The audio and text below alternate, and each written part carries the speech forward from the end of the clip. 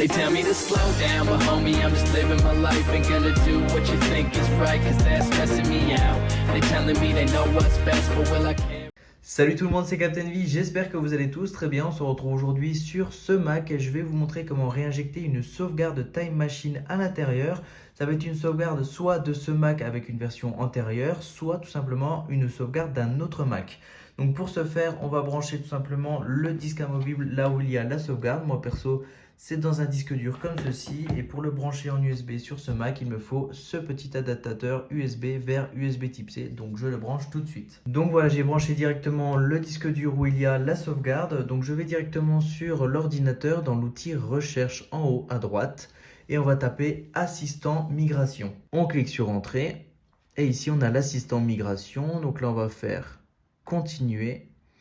Et on va taper le mot de passe de la session actuelle. Donc là, je vous rapproche un petit peu pour que vous voyez mieux. Donc je clique sur Entrée une fois que j'ai tapé le mot de passe. Sur cet écran, on va bien choisir de transférer les données à partir d'une sauvegarde Time Machine. Donc vous prenez le premier onglet, on clique sur Continuer.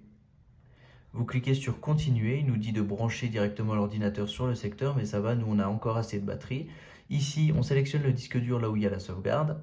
Continuer, et vous choisissez entre les sauvegardes qu'il y a sur le disque dur. Moi personnellement, j'ai deux ordinateurs sauvegardés dessus, donc là je vais reprendre MacBook Pro de Valentin qui était sauvegardé aujourd'hui à 11h34 sur un autre ordinateur.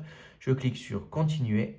Ici, il nous demande ce qu'on veut transférer, donc les applications, la session, les fichiers, le système et les réseaux, bien sûr. Donc on clique sur continuer. Définir le mot de passe de la nouvelle session, donc on clique dessus pour le définir. Et là maintenant, vous pouvez supprimer l'utilisateur existant Captain V pour transférer le Mac vers Valentin.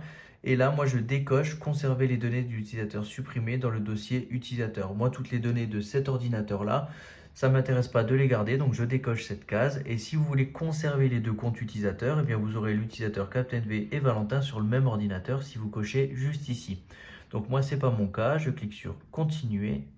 Ici, on va devoir rentrer le mot de passe de la sauvegarde qu'on a sur le disque dur. On clique sur OK et on clique sur Continuer. Donc là, on a la sauvegarde de MacBook Pro de Valentin qui va vers ce Mac. Ça peut prendre plus ou moins de temps selon les données à transférer. Donc là, la migration est terminée. On va cliquer sur Redémarrer. Sinon, vous voyez, ça le fait tout seul au bout d'un certain temps. Redémarrer comme ceci. Ensuite, vous avez votre session. On tape le mot de passe. Et la migration est terminée. On clique sur le bouton terminer en bas à droite. Ça redemande le mot de passe. Ici, ça nous demande le mot de passe de l'identifiant iCloud. Touch ID, moi je vais le configurer tout de suite. Et continuer. Et donc voilà, on a directement la sauvegarde qui est appliquée. Si je retourne dans le Finder par exemple, dans mes documents, eh bien j'ai tous mes documents que j'avais. Si j'ouvre Final Cut Pro par exemple pour voir si j'ai toujours mes montages en cours, eh bien on voit directement que mes projets atterrissent directement avec mon montage, etc. Donc je retrouve exactement tout ce que j'avais lorsque j'avais sauvegardé mon Mac sur la Time Machine. Donc voilà, la vidéo est maintenant terminée. J'espère que ça vous aura permis de remettre une sauvegarde sur votre Mac. Si c'est le cas et si ça a fonctionné pour vous, n'hésitez pas à mettre un pouce bleu et un commentaire. Ça va soutenir la chaîne et surtout montrer aux autres personnes qui suivent ce tuto que ça a bien fonctionné chez vous.